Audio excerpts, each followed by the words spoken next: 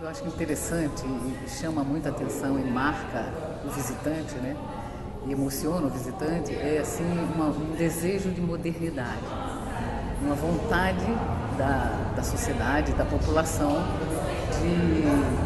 de se renovar, de mudar, né? Que está presente, essa vontade está presente na grande parte das suas representações arquitetônicas. Mesmo quando a gente passa pelos estilos, vamos dizer assim, ou pelas expressões de linguagens estilísticas, eclética, decor, se a gente pode começar a qualificar e categorizar assim, a gente tem sempre uma presença do moderno, né? É bem claro isso. Então, é um desejo de modernidade que é peculiar, isso no sentido amplo, para responder sua pergunta nesse sentido amplo.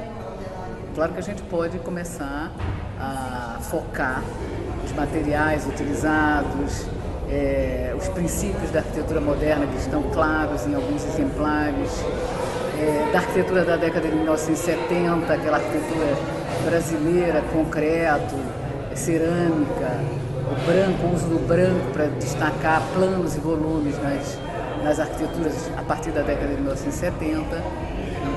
E nitidamente na década de 1940 o uso de diversos padrões, né, que destacam esse modernismo brasileiro do sul, do sudeste, né, que é um pouco diferente do modernismo do nordeste, por exemplo. Olha, o grande ponto, né, da preservação é a duração das coisas, né? Então, qual é a possibilidade, quais são as possibilidades, quais são as alternativas que nós temos de garantir a permanência de alguns valores, e valores representados nas arquiteturas ou nos estabelecimentos urbanistas, né, das nossas cidades, nos padrões urbanísticos das nossas cidades. Eu acho que essa é uma luta de todos, né? Uma luta, um trabalho, não vou falar luta porque aí dá um sentido um pouco pode ser negativo, mas é um trabalho comum, né? Então a gente tem que precisa associar a população, e a população começando com a juventude, né? Até mesmo no ensino fundamental, né? Porque quando no ensino fundamental você direciona para a universidade, direciona as escolhas, né? E aí os engenheiros, os arquitetos, os sociólogos, os pedagogos vão todos trabalhar em conjunto para isso. E claro que esses estudantes formados na universidade se estabelecerão nos quadros públicos. Então o governo é produto dessa formação. Então a preservação integrada, ela só pode ser conseguida de uma maneira mais ajustada se a gente se a gente trouxer o aluno da escola fundamental para o nosso campo. Isso é importante a gente fazer. Eu acho que hoje isso está bem melhor do que há 20, 30 anos atrás. Acho que cada vez mais as pessoas estão atentas, né, que é necessário conservar, né? E o mundo está pronto, o que é preciso é conservá-lo. Duas edificações me chamaram muita atenção, três, vamos dizer assim. A igreja de Santa Rita, o colégio do Oscar Niemeyer, lá em cima, e aquela residência do Lucimar, aquela mais antiga que ele tem, com aquela menorzinha que tem uma implantação meio esconsa no terreno. Eu acho aquilo muito bonito, muito interessante, como aquela casa se dá para a avenida. E também o outro edifício, também do próprio Lucimar, que fica numa esquina, onde ele resolve um terreno difícil, usando o pilotis, o terraço jardim. Essas edificações, elas são edificações que se dão ao terreno, se colocam no terreno, se dispõem ao lugar, né? Se a gente for observar, essa vamos dizer assim, é a categoria ou a qualidade mais alta dessas edificações do moderno, né? Do estilo, vamos dizer assim, modernista, que a cidade tanto preserva, né? Bom, a gente tem um plano, para entender o plano do turismo, né? a gente precisa, vamos dizer assim, direcionar esse turismo, qualificar esse turismo. É um turismo arquitetônico, é um turismo cultural. Então, como é que a gente vê o que é o turismo, né? As cidades que não são polos, né, como Cataguases não é um polo na região. Cataguases está na área de abrangência de Juiz de Fora, né? Então ela decorre, né, dessa situação a preservação desse patrimônio, né? Então é preciso chamar atenção para ele.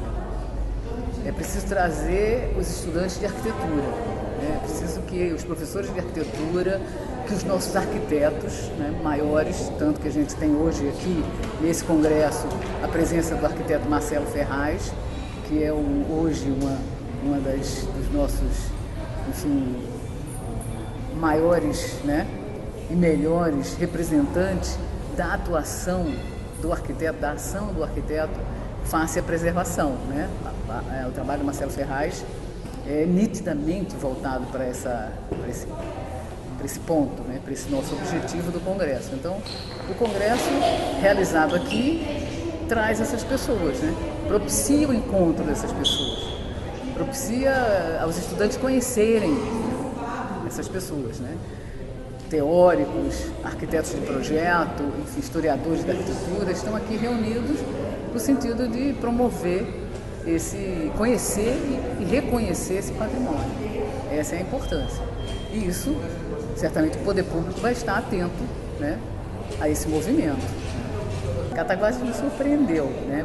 Eu acompanhei meio lateralmente o processo de tombamento de Cataguases pelo IPHAN, né, o estudo de tombamento pelo IPHAN, e aí, né, mais ou menos conheci de fora, né, de uma ação protetora, mas com base na legislação, né, na aplicação da legislação. Mas eu tinha notícia de Cataguases com relação ao movimento literário, que foi o que originou, certamente, essa vamos dizer assim, essa base, né, para que a arquitetura pudesse se desenvolver, né? Um movimento literário reconhecido nacionalmente e internacionalmente, no sentido de desenvolver o Brasil, de destacar o Brasil por meio da sua literatura, né? Minas Gerais tem muito isso, e Cataguases, era essa notícia que eu tinha de Cataguases, né? O desenho feito pelos seus literatos e depois pelos arquitetos que vieram nessa onda, vamos dizer assim.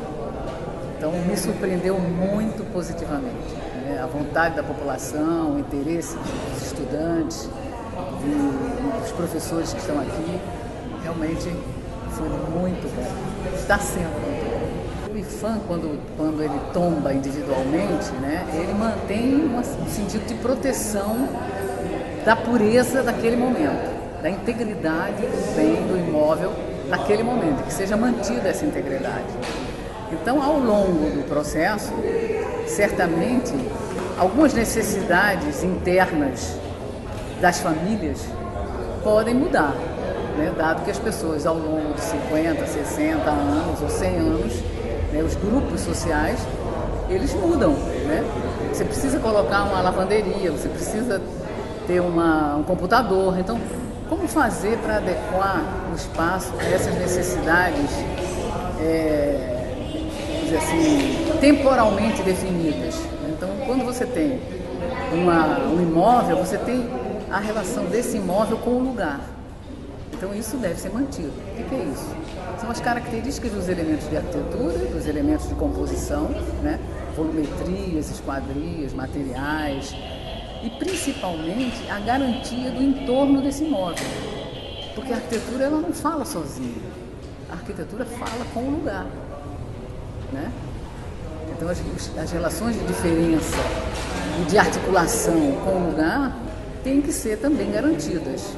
Não é isso? Então, a gente não pode ter quebras súbitas de gabarito, né? A gente não pode ter ruas, parâmetros urbanísticos rompidos de repente, e aí transformar o imóvel tombado isoladamente numa ilha. Então, há que ter critério e há que ter um acompanhamento, né? Mas principalmente uma promoção do conhecimento. As pessoas que usam, as pessoas que transitam, as pessoas que vivem, inclusive, daquele valor, né? Elas têm que reconhecer que aquilo é importante ser mantido, ser mantido. E o que importa é a duração daquilo. A gente fala muito a palavra sustentabilidade. Sustentabilidade significa duração, permanência, né? É isso que caracteriza a palavra. Sustentabilidade é um atributo do que permanece. Permanece para o futuro, né? Garantir que aquele valor, que aquela estética, que aquela, enfim, que aquele lugar seja sempre valorizado, né? Sempre utilizado. Eu não estou dizendo que uma residência não possa mudar de uso, né? Caracteriza bem a boa arquitetura poder ser utilizada de diversas maneiras e poder ser adaptada, né? Então, temos que garantir isso. Então, acho que o papel do IFAM é acompanhar, é monitorar, como se chama a palavra técnica, monitorar, mas acompanhar, estar ali cuidando, divulgando, promovendo e estudando, né, porque a sociedade está querendo para manter, para preservar, para sustentar. O IFAM faz parte do poder público, né? O IFAM é o poder público. A gente pode talvez diferenciar o poder municipal, né? Dado que o IFAM é uma categoria federal, né? E quando o IFAM vem e tomba, preserva, ele é o responsável, né? O trabalho de articulação dos interesses, dos diversos interesses, né, sociais, deve ser feito pelo IFAM. Quer dizer, essa chamada conservação integrada, no sentido de identificar os agentes que positivamente podem atuar, é um papel do IFAM também. Mas isso também vem da sociedade, há a demanda da sociedade, né? É claro que o poder público, como representação dessa sociedade, né, o poder governamental, vamos dizer assim, porque a palavra pública ela abrange todo mundo, né? A palavra pública abrange o público e o privado, né?